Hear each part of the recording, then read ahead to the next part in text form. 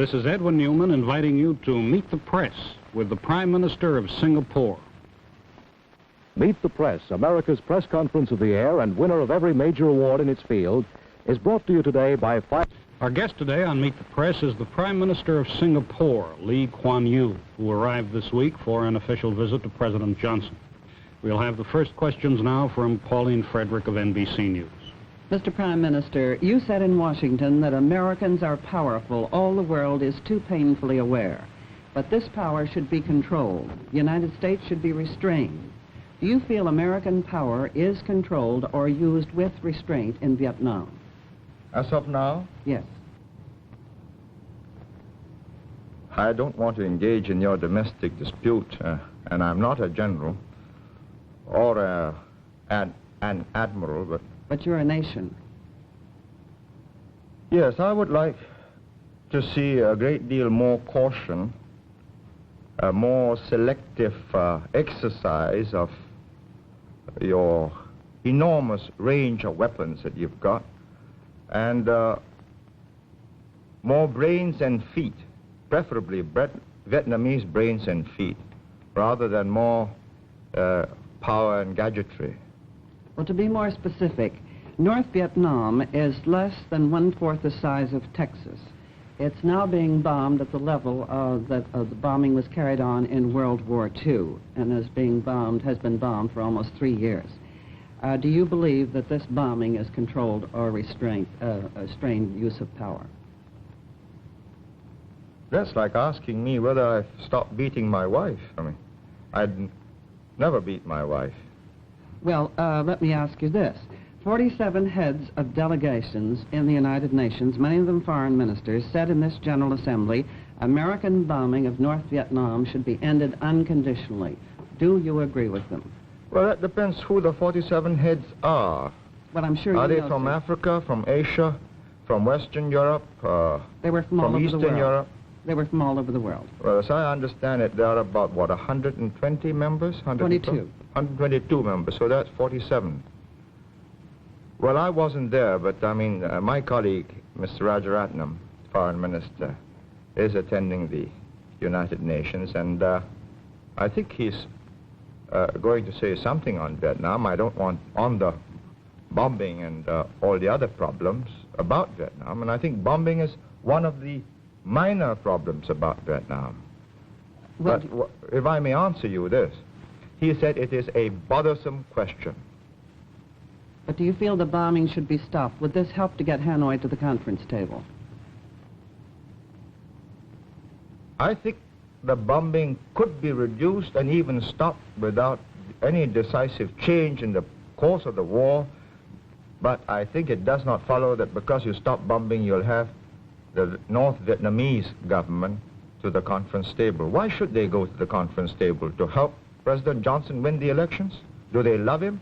You know, Mr. Khrushchev said that he helped President Kennedy win by not seeing Mr. Nixon. In other words, are you saying that if the North Vietnamese should come to the conference table and there would be a settlement that President Johnson would win the next election? And by the same token, would he lose if there is not a peace settlement? I don't think it's as simple as that. I mean, you're putting words in, you're putting a form of words in such a tight and I think imprecise way, really, because the world is not so simple. It's not black and white. If they were to stop bombing, or you were to stop bombing, and if Hanoi were to meet with your president, it doesn't mean that there will be a settlement before the timetable for your presidential elections. And things can become very complicated, really, if it weren't. So I really don't want to go into all the intricacies, because it can take so many twists and turns, as Panmunjom did. So all I would like to say as an outsider is, will we all, in the name of humanity and for the sake of human civilization, take great care that there is no miscalculation on the reactions, not only of the North Vietnamese, but of the Russians and of the Chinese, because there must be a point at which they must react. Thank you, Mr. Prime Minister. We'll be back with Meet the Press and more questions for our guest, the Prime Minister of Singapore. But first, this message. Now back to Meet the Press, an unrehearsed press conference. Please remember, questions of the panel members do not necessarily reflect their own point of view. Here is our moderator, Edwin Newman. Resuming our interview, our guest today on Meet the Press is the Prime Minister of the Republic of Singapore, Lee Kuan Yew. You've just met Pauline Frederick of NBC News. The other reporters on our panel are Roland Evans of the Chicago Sun-Times, Seymour Topping of the New York Times, and Crosby Noyes of the Washington Evening Star. Lawrence E. Spivak, permanent member of the Meet the Press panel, will be back next Sunday. We'll continue the questions now with Mr. Evans. Mr. Prime Minister, you said in a recent speech, quote, "The wrong kind of conclusion to the mess in Vietnam can absolutely unscramble the whole lot of us in Southeast Asia." What did you mean by unscramble the whole lot of us? Well, one of the problems in Southeast Asia is that it consists of relatively new and fragile independent nations. They've just become independent since the Second World War. And the great problem is the will to resist. And it melts very easily because people, particularly in the world over, they want to be on the winning side. But in Southeast Asia, because they are small countries, because big armies have come, Europeans came, the Japanese came, you know, you bend with the wind like the bamboo, as the Chinese saying goes. And if it looks as if the east wind is growing stronger than the west wind, then people start bending that away even before the wind comes. What you're saying, sir, if I understand, is that the American position of force and resistance to this east wind is essential to give your country and these other newly independent countries a bulwark behind which you can develop your independence. Is that what you mean? No, may I say what I mean myself in my own form of words? I think Americans have, I think it's a friendly habit of trying to help a person think for himself, but I'd rather do my own composition, if I may. You have adopted this position in Vietnam.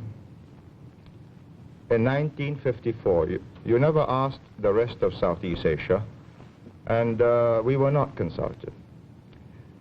You decided again in 1956 that Diem should not have free elections because, or he didn't want to have free elections, and you supported him because elections couldn't be free, and I've read all of the semantics about what is free and unfree. You decided in 1961, when things got a little bit difficult for Diem, to put in American advisors. And by 1963, at the end of 63, you had 25,000 American advisors in the Kennedy administration.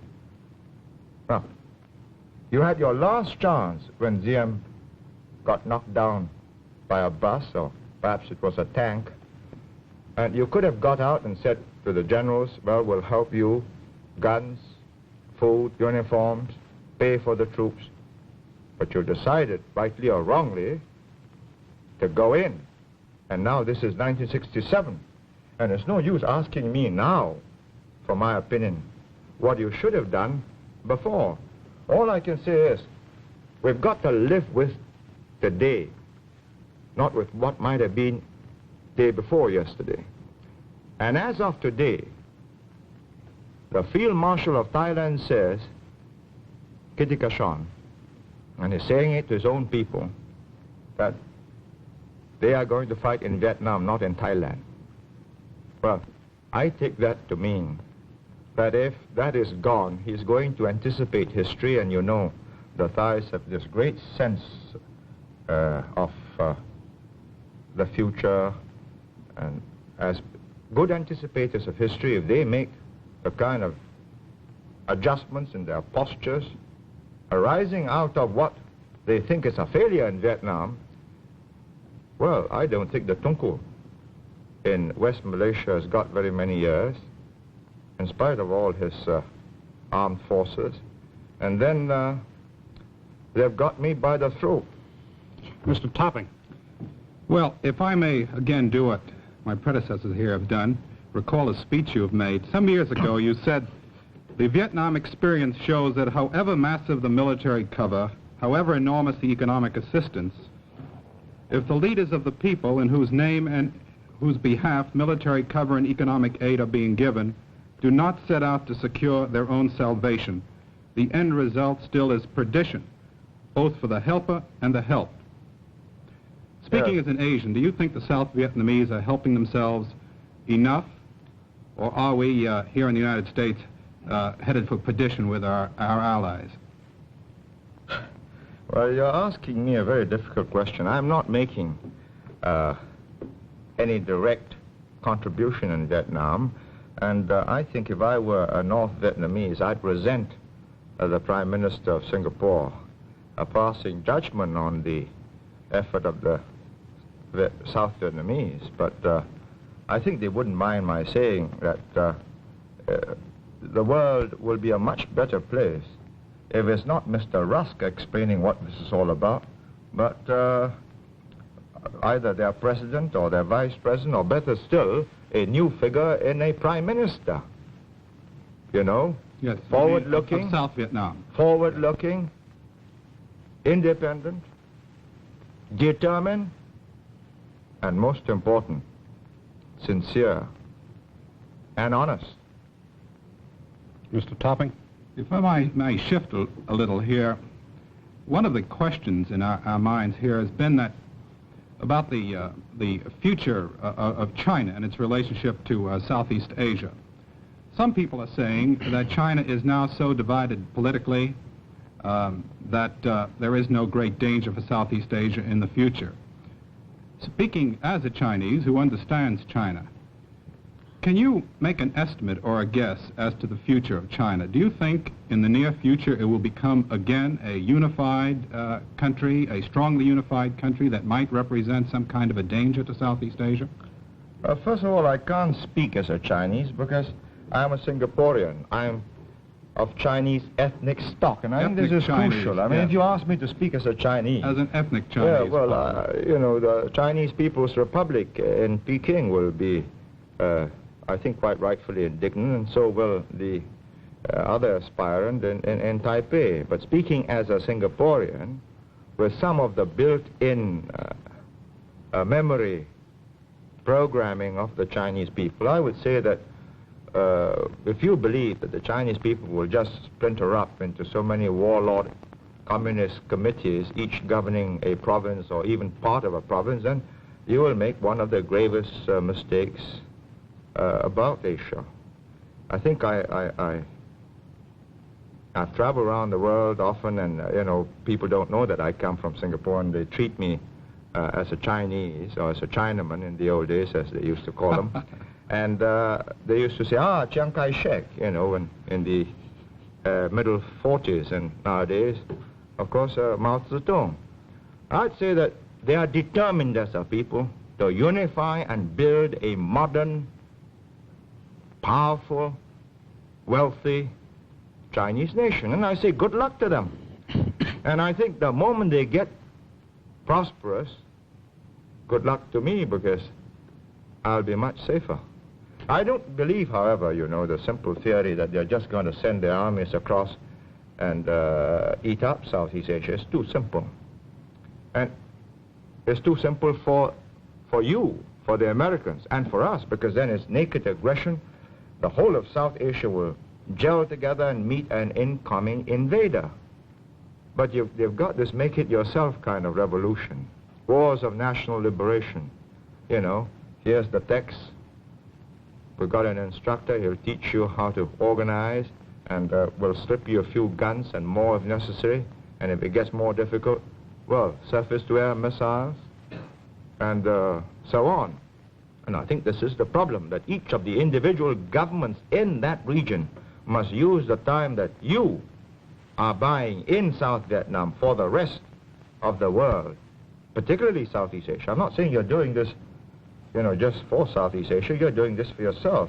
But it so happens that I think I believe that it might get a bit difficult for me if there's a sudden evacuation.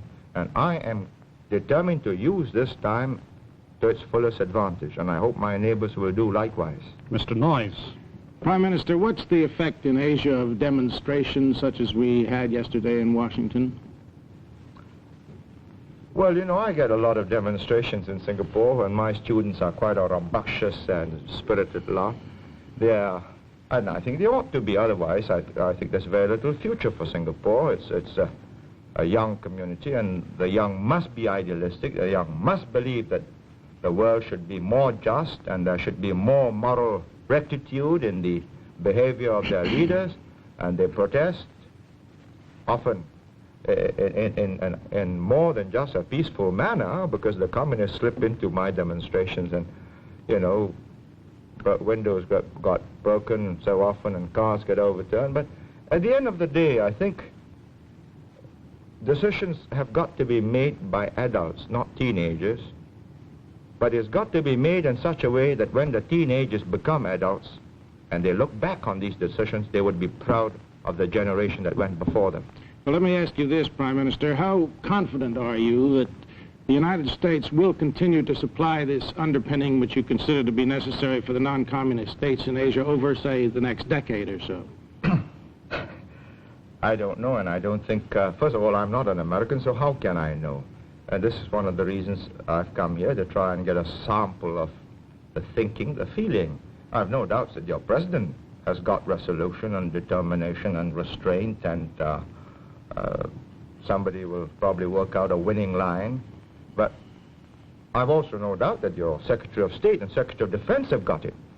But what I think in your kind of open democratic society, you must demonstrate, in which I've really come here to try and understand better, to watch the proceedings in your presidential elections next year, is whether you, as a people, have got that resolution, that stamina, that perseverance, and, most important of all, infinite patience and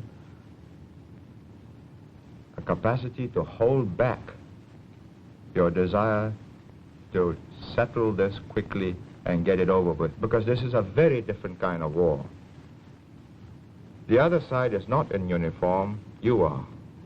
Do you believe that CETO, the Southeast Asia Treaty Organization, in its present framework, provides an adequate guarantee to Southeast Asian security? Well, you know, when it happened in, I think, 1954-55, Mr. Nehru and quite a few other leaders like President Sukarno were very vehement in their denunciation, and even the Tunku Abdul Rahman of Malaysia was critical, and so was I. And I think looking back now, it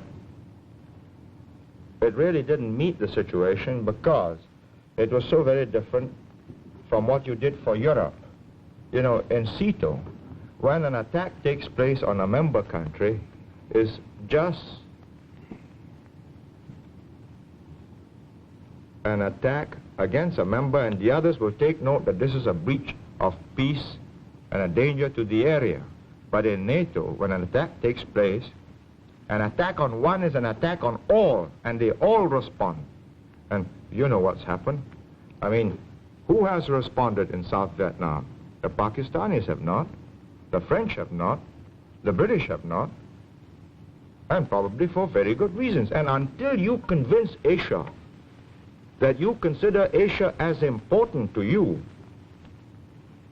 as Americans, as Europe was to America, you're going to find a lot of Asians like me rather critical and really doubting, because 90% of you have come from Europe.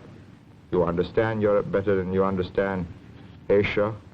Some of you understand Asia very well because you make specialized studies of the subject. But as a people, and finally, it is the mothers and fathers watching this television screen and seeing what is happening to their sons, and all the sweethearts also watching this, that will decide. And if you want people to take a stand, you've got to demonstrate that as a people you've got what it takes, that Asia does matter to you. Ms. And Frederick. that's matter to the free world. Excuse me, Ms. Frederick. As you call it. Mr. Prime Minister, in answer to one of my questions, I believe you said, and I hope I'm quoting you correctly, in the name of humanity, great care should be taken that there be no reaction by the Russians and the Chinese. They must react. Would you tell us under what conditions you feel the Russians and the Chinese might react to what is going on in Vietnam, and whether there is any possibility of it now as you see the picture? I think really you ought to put that question to Mr. Khrushchev, Mr. Brezhnev and Mr. Kosygin, and probably Mr. Mao Zedong and Marshal Lin Piao or Zhou Enlai. I really can't answer this, but I'm quite certain that at some point they will decide that their own national interests are at stake and they must respond. Excuse me, gentlemen, Ms. Frederick, we have a little more than 3 minutes left. Mr. Evans. Mr. Prime Minister, you made it clear that you are concerned about the resolution, particularly beyond the '68 election and into the future of the U.S. in Vietnam and in all of Asia, that our interest is stable and long-term. Would it not help resolve that difficulty, as you see it, if your country put a small token force? You only have 2 million in your population, I understand, but if you put a small token force into the field to assist in the work that is being done over there against what we call aggression from the North, wouldn't that help the United States to resolve this issue? I don't see it as my duty as the Prime Minister, an elected Prime Minister of Singapore, and not a client state of the United States. I'm not in receipt of your aid, nor am I here to seek aid. I'm doing all right. I hope to do more trade with you. And I don't think it is the duty of the elected representative, leader of Singapore, to go and involve his country in a situation which can end disastrously for his whole people. And as I've said, if there is no resolution shown, and God knows what can happen between now and November 1968, you tell me what happens to all your allies who have gone in with you in South Vietnam. Mr. Topping. Well, in connection with what you've just said, I remember once you said, in fact, I believe you said it to me, when we were talking about your neutrality, you said, I am not neutral where the survival of my people are concerned. Now, if your survival does depend upon how well the United States and the South Vietnamese are able to do in Vietnam in the sense of containing the Asian communists, don't you think you should help more directly? I think my survival is not threatened yet.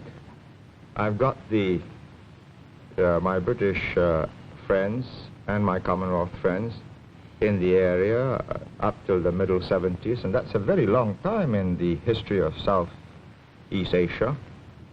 But, of course, it could change fundamentally by decisions you can make in South Vietnam between now and 68 and 69. And as the situation changes, we shall be watching it most intensely and avidly. And we shall make contingency plans. We have to. We have about 1 minute left, Mr. Noyes. Prime Minister, if, as you said, the treaty, the CETO treaty, were strengthened to be more like NATO, with the same guarantees that NATO provides, would your country adhere to such a treaty? I think eventually what we must try and create in South and Southeast Asia is a community that is economically and socially conscious of what is to be gained by gearing into each other, yeasting up the economy, and once that happens, I think the security aspect, mutual security interest should lead us to a NATO-type situation, perhaps, with a minimum of underpinning from outside. And if we can have a multilateral underpinning, you know, America, Russia, and most important, China too, saying, yes, there shall be no aggression in South and Southeast Asia, and boundaries shall not be changed by force, I think we got a peaceful world, much more peaceful world. I must interrupt you there. Our time is up. Thank you, Mr. Prime Minister, for being with us today on Meet the Press. I'll be back with you in just a minute after this message. For a printed copy of today's interview, send 10 cents in coin and a stamped self-addressed envelope to Merkel Press, Box 2111, Washington, D.C. 20013. Next week on Meet the Press, our guest will be another headline figure in the news. Now, this is Edwin Newman saying goodbye for the Prime Minister of Singapore and Meet the Press. Goodbye. Join us each Sunday for News in the Making on Meet the Press, America's press conference of the air. Today's edition of Meet the Press was brought to you by Fireman's Fund American Insurance Companies. It could be Vietnam or right there in your hometown. Wherever and whenever the news breaks, you can expect the best comprehensive analysis of the news right here on NBC. This is Howard Reed speaking.